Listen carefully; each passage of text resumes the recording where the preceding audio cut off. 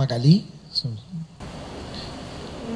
questão que a oposição, a dita oposição fala muito, você que acompanha a política há muito tempo, qual é o sentido de você ter militares hoje no governo? É bom ou não é? Eu não acho nem bom nem ruim. Eu acho o número é muito grande. O número é muito grande. Mas eu acho que um militar competente tem seu lugar. Eu sou contra, por exemplo, o ministro da Defesa ser militar. Eu acho que é um cargo essencialmente civil e essa mudança eu não gosto. Como é que chama? O assessor de imprensa é militar. O porta-voz. Né? Porta-voz do governo é militar. Não é a profissão dele, gente. E, aliás, a gente, ouvindo ele falar, percebe isso com toda clareza. Agora, outros cargos, eu vou dar um exemplo, por exemplo. Se você tiver um militar especialista em educação, pode ser, por que não? Eu acho bobagem você militarizar a escola, mas isso é uma opinião pessoal. Posso até estar errado. Mas tem de fazer alguma coisa. Se o sujeito for competente, que vá.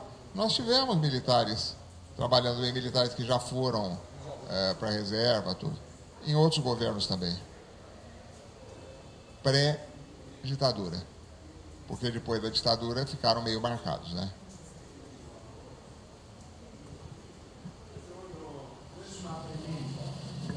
Só um pouquinho mais alto, por favor. Eu dissento com você fortemente. Você acha que o ministro da Defesa não deve ser militar? Como? Você acha que o ministro da Defesa não deve ser militar? O ministro da Defesa não tem que ser militar? Eu acho que não. Por quê?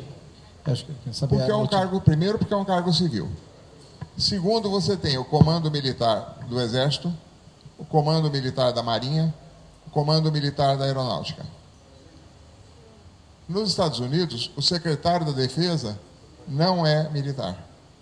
Por definição, ele é civil. E quem faz a coordenação militar é o Estado-Maior Conjunto. Então, eu acho que deve ser. Daqui a pouquinho você vai começar a ter briga, porque o ministro da Defesa hoje é um militar do Exército, e na semana que vem, quando for outro, vai botar o segundo do Exército e nenhum da Marinha. E cadê o da Aeronáutica? Eu acho o seguinte, é um cargo civil, é administrativo. Eu tenho relação com vários ministros. De los ministros que yo tengo relación, es admirable el nivel que tengo. Eu não sou brasileiro. Ele conhece vários ministros e os que eles conhecem são todos muito bem preparados. É admirável. Admiráveis. Com a maioria que tenho trato, eu não trato com educação, áreas que não... Ministros militares.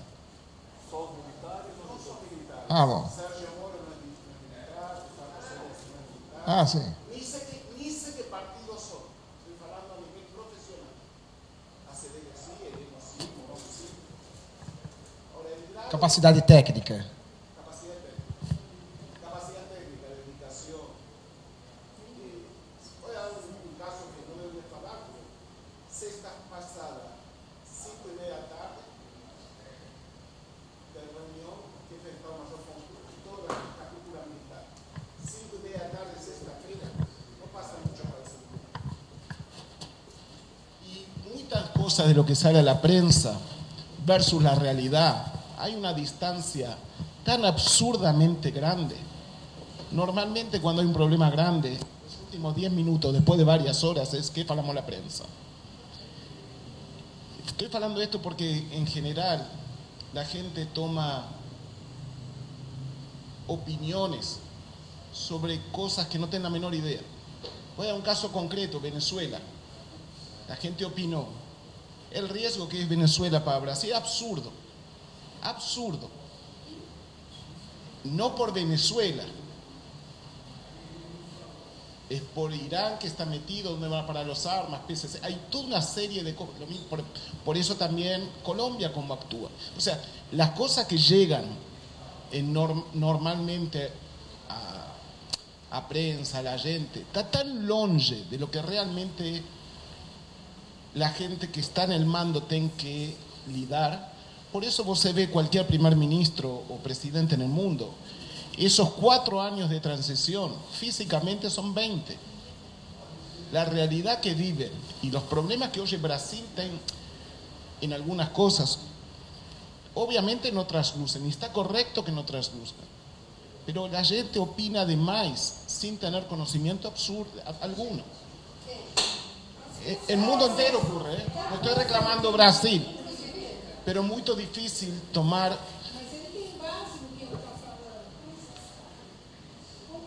Sérgio, fala você mais alto.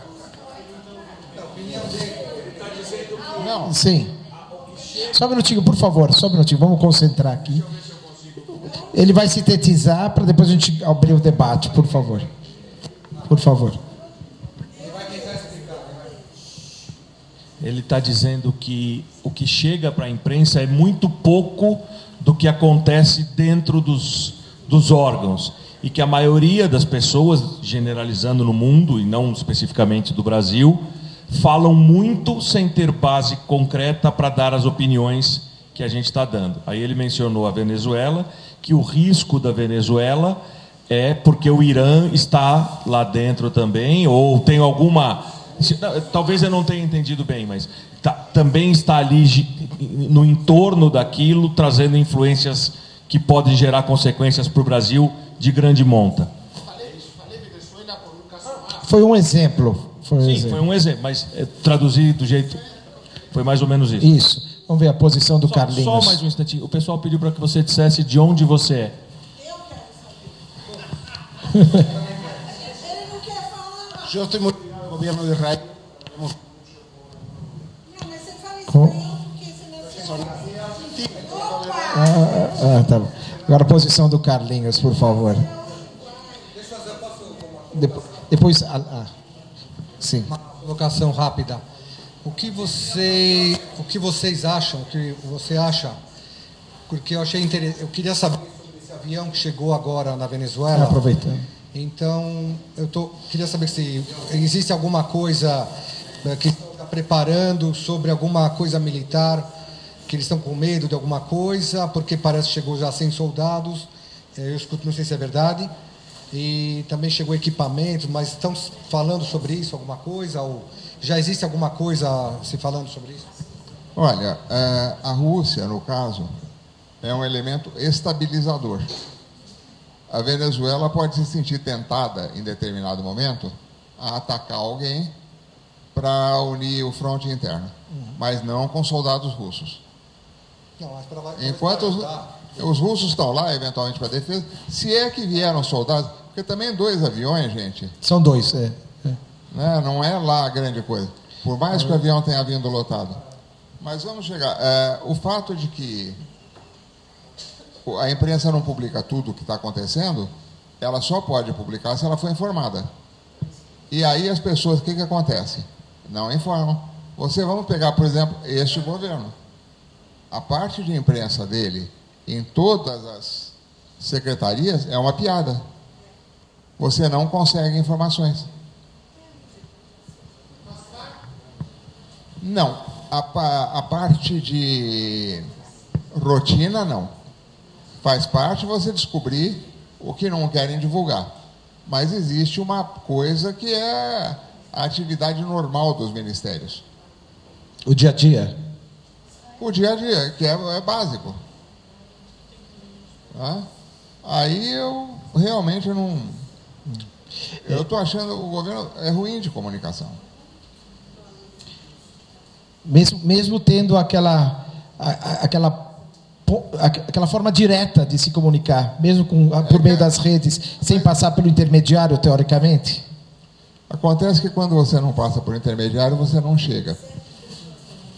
Quantas pessoas você conhece? Todas as pessoas que você conhece provavelmente têm computador, têm celular. Agora, vai um pouco fora das grandes cidades e vamos ver quantas pessoas têm acesso aos tweets do presidente, do Carlos, do Carluxo, do filho 00, do filho 01, do filho 04. Não tem. As pessoas se iludem porque elas estão recebendo as informações. Mas aí tem um fenômeno interessante, Carlinhos, porque eu me lembro que eu tive um debate com o Dr. Maílson da Nóbrega em abril do ano passado. Eu disse que as eleições iriam se definir 96%, 95% pela internet. Porque hoje o acesso ao celular está mais em conta.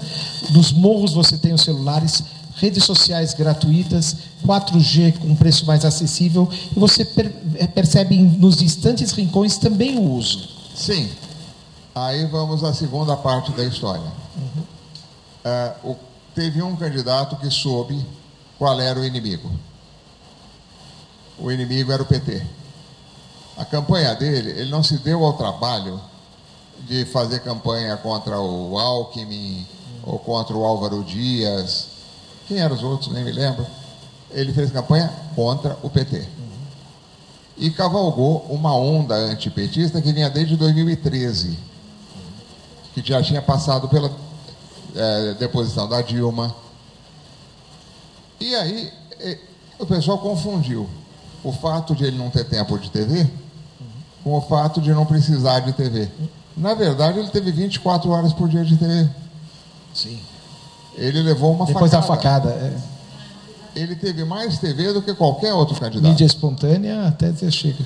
Agora, também quem tinha mais TV? Era o Geraldinho.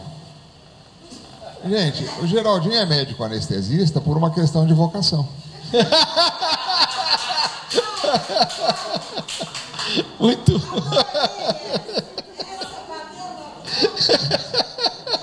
Muito boa, muito boa. Quanto mais tempo de televisão você der para ele, pior é. Agora, quem eram os outros candidatos possíveis? A meu ver, te dando um chute, o único candidato que poderia ter sido era o Ciro. Mas não com o Lula sabotando ele o tempo inteiro. Então, o Bolsonaro, ele cavalgou uma onda, cavalgou com grande competência. Em nenhum momento ele fugiu desse foco. Ele não fugiu do foco. Estava combatendo o PT. E aí pegou a onda certa. Entendi, foi por aí. Lena, você tem quer o microfone? Eu acho que não precisa. Sobre o Supremo, nós temos aqui uns 3, 4 ministros que não têm a mínima condição de estarem lá porque são extremamente... Quer dizer, o pessoal fala, normalmente, se você analisar as coisas com frieza... Não. Eu acho que tem um barulho muito grande feito por redes sociais que não são um clamor popular. Vamos lá, por exemplo, o que mais é criticado, Gilmar Mendes. Vamos pegar a sentença do Gilmar. Se você olhar, boa parte dela está rigorosamente correta e dentro da lei. É que houve aqui, durante um tempo, uma tendência a ignorar a lei para fazer coisas que precisavam ser feitas. Vou dar um exemplo específico. Quando o Sérgio Moro soltou aquela gravação da Dilma, eu tenho, por exemplo, amigos juristas que juram que o negócio da justiça eleitoral está rigorosamente correto. Eu não entendo. Eu não estudei direito, eu sei onde fica a faculdade, olhe lá. Mas dizem o seguinte, questões que estão eleitorais caem na justiça eleitoral. A única coisa que eu acho é que eu iria mais fundo. Eu não sei para que existe justiça eleitoral. Mas ela existe, ela está na lei. Então eu preciso ver direitinho isso. Agora, o Toffoli não tem condições? Ele foi nomeado, o Congresso aprovou, o Senado aprovou. Mas ele não se declara suspeito quando ele deveria. Existe um instituto chamado suspeição e em alguns casos ele tinha que ser omitido. Por exemplo, no caso do Barata, ele foi padrinho do casamento, ele deveria se abster de julgar. Não é isso, Lena, que você quer dizer? Não, tudo bem. suspeição é foro íntimo. Né? Ele se declara suspeito se ele entende... Sentir que... na verdade, Mas existe um impedimento. impedimento de suspeito. Ele vai se declarar, eu acho que eu não posso. Alguns pontos estão na lei. Assim não pode, assim não pode, assim não pode. Você é parente do fulano, se você participou da ação. Isso é objetivo. Aconteceu, tem que ser assim. O que é que foro íntimo? Eu discordo de quase todas as posições do Toffoli. Eu odeio o Toffoli, acho que ele não tinha condição de estar lá, porque nem para ser primeira instância ele conseguiu passar. Agora, o problema, de novo, me parece que a lei foi cumprida, então o que precisa fazer? Mudar a lei. Porque essa história de ser notável saber jurídico é a coisa mais absurda do mundo. E eu acho que o Toffoli tinha que estar fora de lá, como o Alexandre de Moraes não podia ter chegado lá. Agora, o problema maior não é... Então, acho que cabe a gente, como população, tentar modificar essa forma de acesso. Porque ninguém vai dizer para o Toffoli, você tem que dizer que você não pode participar. Eu acho que eu não tenho problema nenhum. O que eu li a questão... a situação, mas tinha que mudar, a gente tinha que mudar a lei, como tinha que acabar com a justiça eleitoral, e por exemplo, você falando do Gilmar Mendes, eu não sei quem é a favor e quem é contra a reforma trabalhista. Desculpe, gente. Você pode ser padrinho de um monte de gente. Sem nada demais. Mas acusava ele de que o Barata era defendido pelo escritório do Sérgio Bermudes, no qual a mulher do que eu me saiba, o escritório do Sérgio Bermudes tem quantos advogados, Sérgio? 1000? É um dos maiores do Brasil. Tem 1000 advogados? Acho que não chega tanto, mas... Tá, ela é uma. Ela não é dessa área. É mais ou menos você dizer o seguinte, não, eu trabalhava na OAS, eu era gari da OAS. Logo, você é culpada também do Departamento de Operações Estruturadas. Isso foi o que eu li, espera um pouquinho. O fato de ela trabalhar no escritório do Bermudes não quer dizer que ela defenda. Quem defende é ele, O que eu falo é que o comportamento dele não é escancarado, eu acho assim escabroso. Eles se comportam como se fossem advogados, né? Em vez de juízes. Eles brigam ali como se fossem Eu acho o principal defeito dele é a falta de educação. Mas voltando para a história do Moro, que liberou a agências, você entende que foi ilegal liberar Foi. a gravação. Mas eu já vi alguns juristas dizendo que pelo princípio da publicidade... Não, veja bem, ele não podia ter gravado a presidente da República, número 1. Número 2, ele gravou, ele gravou fora, quando ela disse o Bessias vai te levar o papel. O Bessias, Ele gravou isso fora do horário, a partir a decisão a autorização para gravar tinha acabado. Foi gravado assim mesmo, e aí ele soltou. Aí é sacanagem. Eu fiquei contente.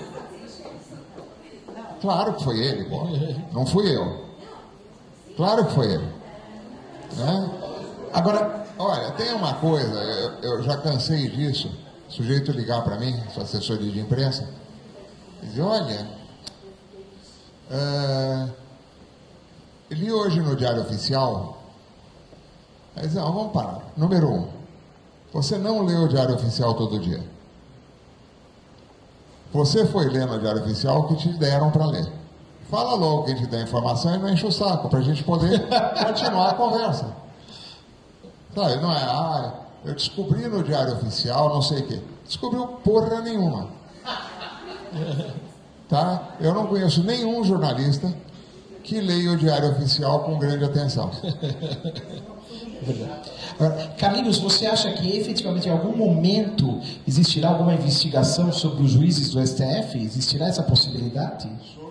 Os juízes do STF. Olha, eu acho que não é questão de investigação. Eu acho que você tem que dar uma mexida, porque ele foi altamente politizado. E essa politização, agora, se você olhar, ele foi o STF é bem variado, hein?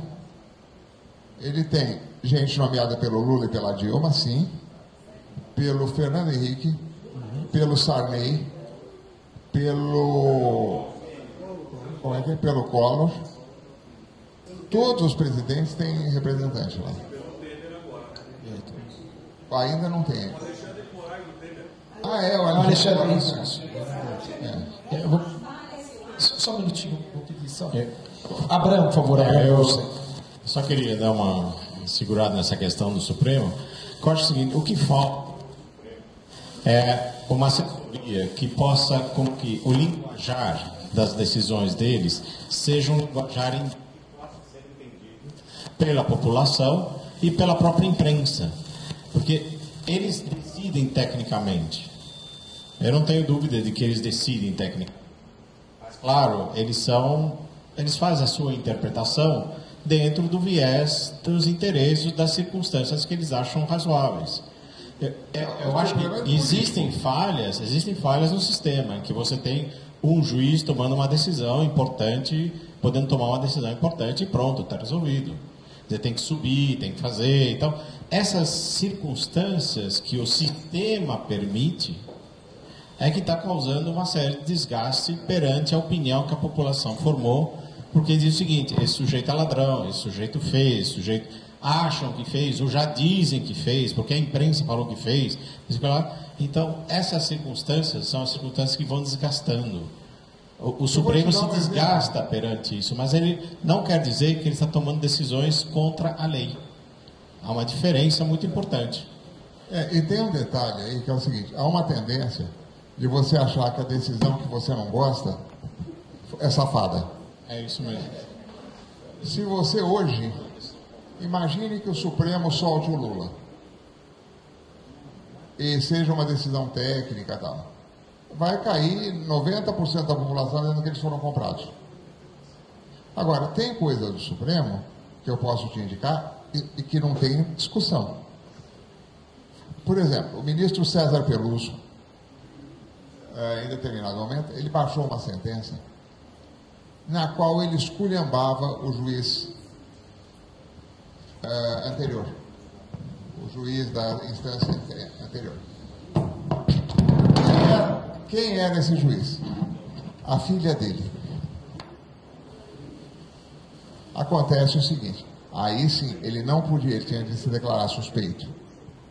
E por que ele não se declarou suspeito e ainda cascou o pau nela? Porque ele não leu. Pelo simples motivo de que ele não tinha lido. O assessor dele que leu, provavelmente a filha era casada, tinha outro sobrenome, ele não sabia que era a filha dele. E isso aconteceu. É um fato absolutamente irrespondível. Aquela discussão do Gilmar com o Joaquim Barbosa, eu não sei por que o Ministério Público não entrou nela. Porque ambos se acusaram de crime. Agora, a discussão do Gilmar com Barroso, não é exatamente agora, em que ele disse que o Barroso deveria fechar o escritório dele. Afinal de contas, ou ele se excedeu, e nesse caso cabe reprimenda, ou ele falou alguma coisa que... Tem crime de um lado ou de outro. Exatamente. Ou tem crime porque o outro tem no escritório, ou não tem no escritório, então tem crime de calúnia, injúria, difamação. Exatamente. Então tem muitas coisas. Se você for mais fundo no Supremo, uma vez eu lembro, eu conversei muito com o Maurício Correia. Me dava bem com ele. E o Maurício dizia o seguinte, é muito mais fácil eu assinar uma sentença dizendo o seguinte, concordo com a opinião do douto procurador, ou do douto relator, ou do douto não sei quem, e parte para frente. Porque se for reformar a sentença, tem de ler o caso, tem de estudar, tem de pesquisar, tem de fazer. Muito chato, né? Dá trabalho. Primeiro ela, depois... Não, por favor, Lena, por favor.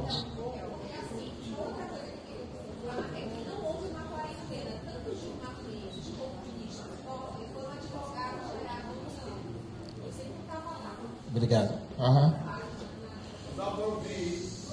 Microfone está chegando, por favor. Tanto o Gilmar quanto o Toffoli eram advogado-geral da União e passaram para o Supremo sem quarentena. Então, começa na maneira que eles foram colocados no Supremo. acho que Mas toca a de maneira quarentena faz totalmente... parte da lei? Não, mas eu acho que deveria... Você acha? De fórum íntimo, subjetivo. É isso. Deveria. Porque foram para o Supremo, meio como que passa uma ideia que foram para o Supremo para legitimar ou para defender o governo que os deixou, né? Ficou feio. Agora sim, por favor. Não, eu queria, na verdade, nós estamos falando de opiniões, eu queria a tua opinião sobre... Opinião. O Moro aguenta até ser nomeado, quer dizer, uma coisa não tem a ver com a outra, mas se ele sai, ele vai sair mal do governo, ele já, acho que ele não vai ser indicado.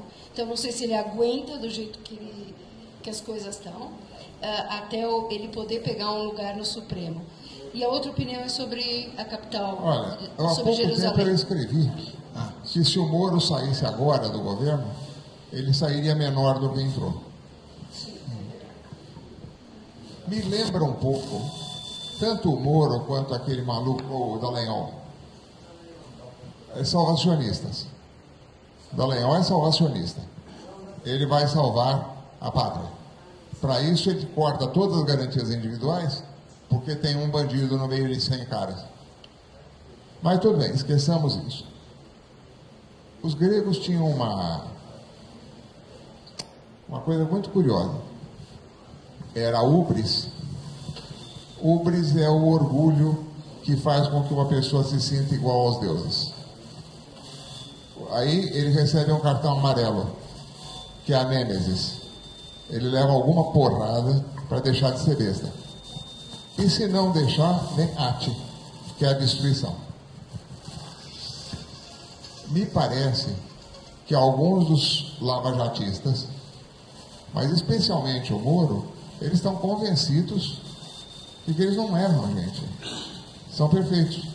Isso que o Moro fez agora com o Rodrigo Maia, foi lá dar esporro porque estava demorando. Como que não ia? Como que ia entrar em primeiro um, depois o outro? O dele tinha de entrar já. Mandar tweet de madrugada. Gente, quem mandava tweet de madrugada? Aliás, tweet não, quem telefonava de madrugada era o Serra. Mas assim mesmo, por quê? Ele não dormia, era sabido. E número 2, ele mandava para os secretários dele. O Moro estava mandando para o presidente da Câmara. Estava tratando o presidente da Câmara como um meirinho. Pessoal, vamos focar, por favor. Por favor, vamos focar. Sim.